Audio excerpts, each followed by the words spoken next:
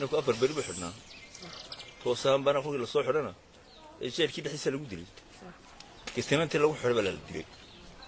كتير نض بكو حرين تبينا بكت على قصار ورما دوقاتي حال خلينا كومة وكل شيء شارع يبال الدري أفر نن بس بوتكتي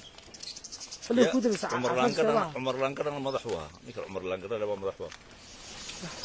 حناشك خليه يكون بساعة فات سوها عفمت كيسو بقول بيها نيك هذا قور مش بدك النعي واحد درها من الأفراد دي يلا يريك هاي مضحبات مدة باليدي مضحب المركي ويت مدة لينير وحلا يسوي شيء يسوي مرتاي المكيو الحرية اللي يقول وهذا الشيء مش يتاع أما كهذا شارع ماي أضيال باكا هذلي ويدين نصود ده يودي سوى الجديد إنكم حد قاصص الدولة ديو يحاول شيء يسوي بعدين سنة وحلو شيء هي والباهيته لأنك صوبلات الودري ما نروح نقول جسنا جيرين حق هذا الودري شيء هي عادي لو قص انتهوا اللي جاي هذا كامل هو خد ده مشى سكرات كمان ده كوا أي مكان يمريك بيحنا أرضي دبك عدو قص ستوس ما هو قريسي دبك دبك قص ستوس ما هو قريسي وعسكر تب بوليس كعيدا كويا مرتي دولته صدق بورد هذا عسكر بشيء ما يصير يا عسكر الدشيت رحم ما يصير عسكر الدشيت وأنا لما شو عسكري ميه عمر لانجر ما ضحكا استاذ ترى هايستا أنت دشينين أنا واحد هاي إنك ولا الكيسانة دبنا الحسب شيء دبنا ولا لا أنا مركها واحد من ده الشغلة مركها ساعده هاي صدق ذي أنا قام مركها ليس الشيء إنك يلو ديك متكيو أيضا كسلوكنا يدلي البوليس مركها واحد نريد أي تاي صوت يكون دليل يعني مركها صوت يكون دليل يعني كل إنك ولا صاحب الوقت يدبك شغيني مركها شغال يصير كتير من واحد خلاص سميه وصاحب المركها مركها واحد نودرني كل وضعش باشا سلادين تبى كل ودرني موت كبعد يضل سوا فقصية مركها إن السود هايو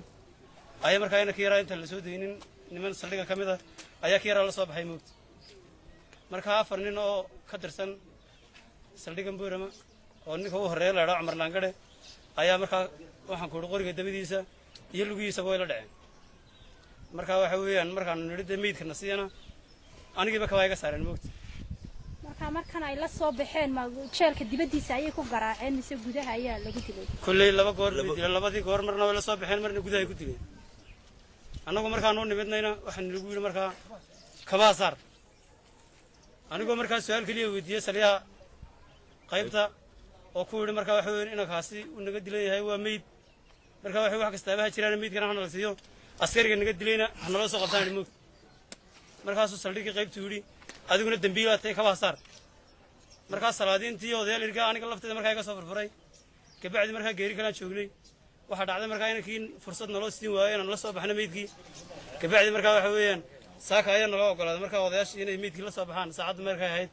kulay 9 iyo barkii ma aragtay markii la garaacayay muu xidhnaa mise caadi baa iska furay kulay aadu markii gudaha ay ugu tageen katiinad baa ku taalay dhaawac badan uu qabay markaa waxa weeyaan markii gudaha lagu dilay isagoo katiinada ku taalo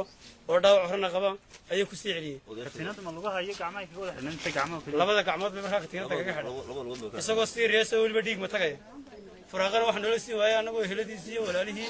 iyo aabahay la jooga inaan markaa midkayga qaadano ilaa anagu waxaan aragnaa kulli xaqdarra aynu ku samaysay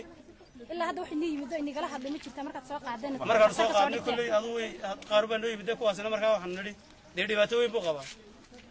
markaa waxay yiraahdeen kullay sheekaya way ku saxsan yihiin markaa u arkaan meydkaanu soo qaadanay uma arkaan iyagu xarqalada inay geysteen laakiin annagu aad iyo aad baan u dhaleecaynanaa kulley cidda saldhigga joogta cidda dishay kulley in fursad naloo sii waayo faamiligiisa maadaama nahay inaan meydka soo qaadana moogta marka aad iyo aad baan u cambaaraynana kulley dadkaasi falxumada ku dilaya ee maxaabiista dilaya kulley maxaad rajaynaysaa imika in laga qabto marka kulley waxaan rajaynaya aduu imika saan aaminsanaya ninkaasi waa meydkaasina kulley waxay tahay waa cadaalad darre kulley lagu sameeyey saxafigaa kulley u dhashay gobolka awdal anigana walaalkiisa ahaa moogta